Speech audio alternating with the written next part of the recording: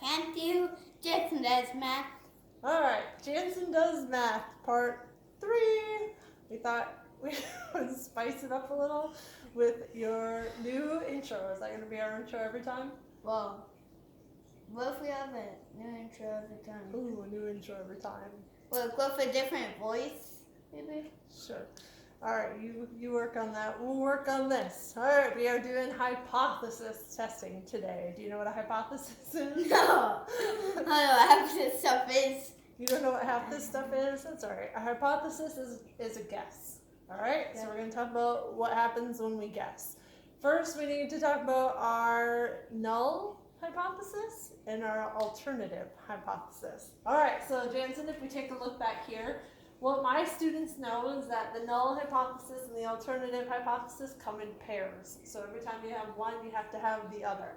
All right, this one right here is we are looking at, these are called tails. No, you can come closer, that's fine. These are called tails, right? This is a tail and this is a tail. All right, how many tails are in this one? 2. All right, so guess what this is called? What? A two-tail. Pretty easy, right? All right, how about this one? How many tails does this have? 1. 1. But what side is it on? The left. The left side. So we call this Left tail. a left tail. Good job. How about this one? A right can you tail. See that one on the bottom? What is this called? A right tail. A right tail. All right, so it's based on the alternative hypothesis. So for this one, when we're looking at two tails, our sign is going to be equals and not equals. Our hypothesis over here is that x is less than some number. So the alternate or the null hypothesis, the complement hypothesis, is going to be x is greater than or equal to a number. All right, and then down here, our hypothesis is that x is greater than some number, and so our complementary or our null hypothesis is that x is greater than or equal to. And I said greater, but I meant, shoot, I got the same one, Jansen. No. We made a mistake. So what should we do? Is that okay or not? This is that x is greater than. Mom said greater than, but wrote less than. There's greater than. So this one is less than. Oh, that's a mess, isn't it? Greater than, less than, or equal to. We make mistakes here all the time, don't we? Yeah, it's just what we do. It's a left tail distribution and a right tail distribution. And a two-tail. And a two-tail. And we have to talk about what that means. So right now, what we've done is this. My students have done this. When we find our mean, so our mean is 60 and our standard deviation is 5. So our sample, we have 25 people. If we go over one standard deviation, we add one standard deviation of 5. So Jansen, what is 60 plus 5? 60 plus 5 is 65. 65. Excellent work. What is 65 plus 5? 70. 70. Excellent. What is 60 minus 5? 55. Hey, 55. And what is 55 minus 5? 50. 50. All right. So when we've used our regular distribution, we have said there was an empirical rule that says between -2 and a +2 standard deviations, 95% of scores fit within there. 95% of scores.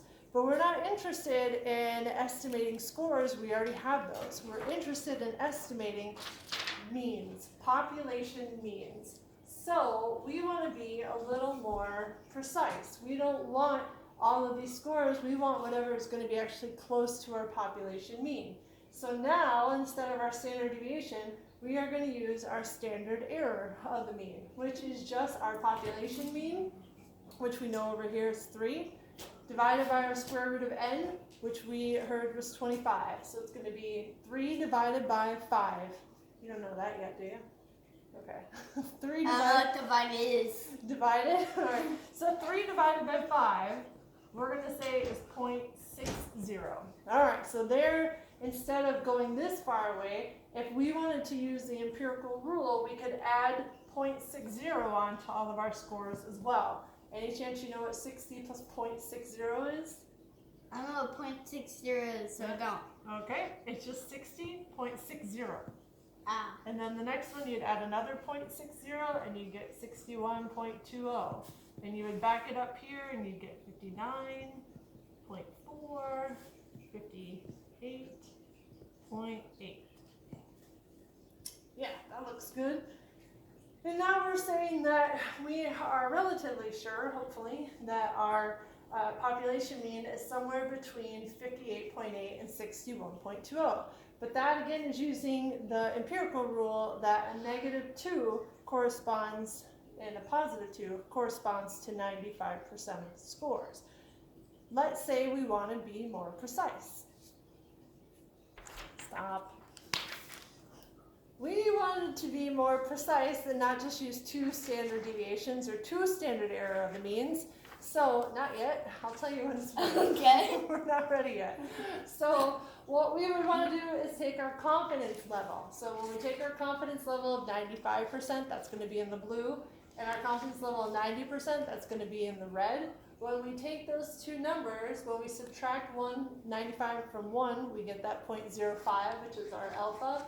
Or 0.10 if we were looking at a 90%, that's our alpha.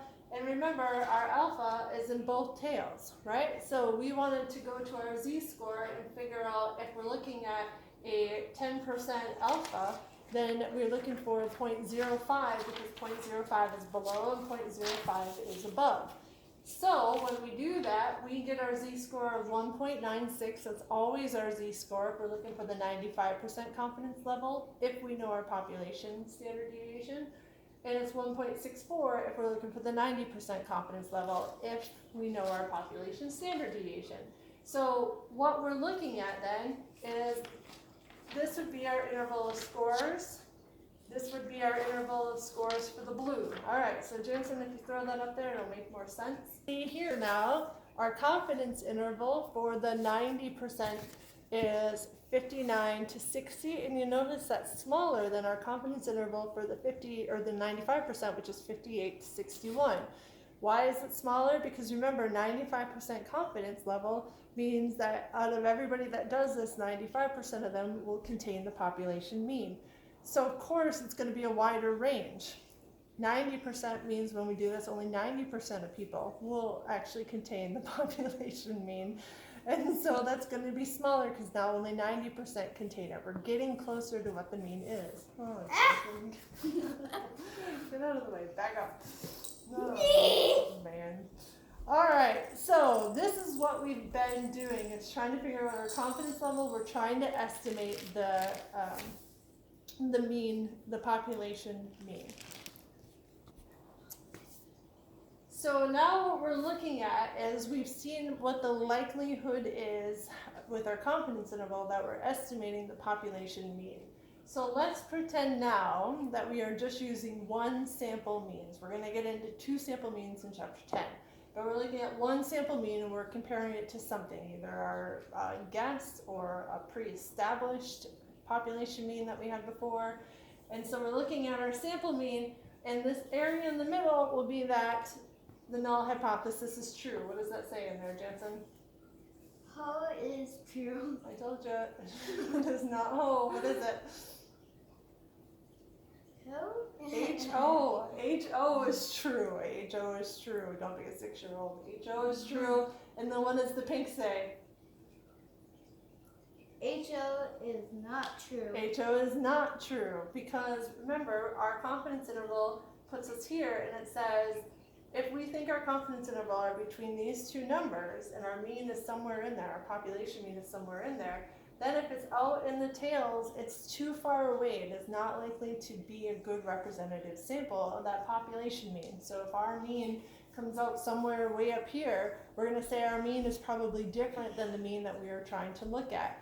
So when we have this, we know that there are only 2 colors on there. And what do those 2 colors correspond to? That either HO is true or HO is not true. So that's going to be the beginning of our decision table. That either HO is true or HO is not true. All right, if HO is true, remember we're going to have 4 boxes here. And what we'll just do is go down in each column. This means this is what is true in this box. Is that HO is true. HO is true. That's the one column. Our second column is that HO is not true. This is our true state. Could be sometimes that our null hypothesis is true, and sometimes that our null hypothesis is false. When we do our statistical test, we are going to get a p-value. So every time we try to compare those two means, we're going to say, based on all of the sample means and our SEMs, and our new sample mean and our standard deviation, it's going to give us a p-value that says how likely is it that your standard or that your sample mean actually estimates or is the same as or similar to this population mean that we are looking at here. So we have that p-value, and we're just going to compare it to alpha. So again, it just says, what is the likelihood that another mean will be similar to yours? Is there something special about our mean or about our sample? So is our sample so different from all the other classes that we've had? Or is our sample so different from all the other vials that we've had? So we want to do this. We are going to compare our p-value to alpha. Once we compare it to alpha, we are either going to reject the null hypothesis. We're going to say that our p-value, our sample mean is somewhere way far away from the true mean, or we're going to fail to reject the alpha, null, because our alpha is larger than 0.05. Remember, 0.05 will be in both tails if we are using that 0.10 test. And so we're saying that our mean is somewhere in that confidence interval. All right, so we have two decisions that we can make. What are the decisions? Okay, you tell me, what does this decision right here say? Reject the null. The null. The null. Okay. And what is this one? Fail. Fail. Fail. That's an I, sorry. Fail to reject The null. The null. We just had that one. Opposed nanny for some. Nanny? Doesn't look anything like nanny. All right, so now we've rejected the null or failed to reject the null. Rejecting the null means we think the null is not true. So we can make that decision all the way across that row. So we can say HO is not true. We reject HO. HO is not true. All right, so if rejecting the null means HO is not true, failing to reject the null would mean, do you know? It's true. That it is true. Very good. HO is true. HO is true. Very good. All right, then all we have to do, oh, that's showing up. This is our last step. You ready for our last step, Jansen? Yep. Our last step is we just look at our decision, which is going to be the top row of each cell, and the true state, which is the bottom row of each cell. So we said that HO is not true. Jansen, stop dancing. Look at which ones of these have ones that match. Here's HO is not true, HO is true. Does that match? No. No, they don't match. So we have an error. How about HO is not true and HO is not true? They're the same? Oh yeah, they're. Are they the same? Yeah. All right, that is called the correct decision. How about HO is true, HO is true? Correct decision? Very good, correct decision. HO is true, HO is not true. Error. It is an error. I almost This said one Aaron. is a type 1 error. This is a type 2. Jansen Math. See you next time.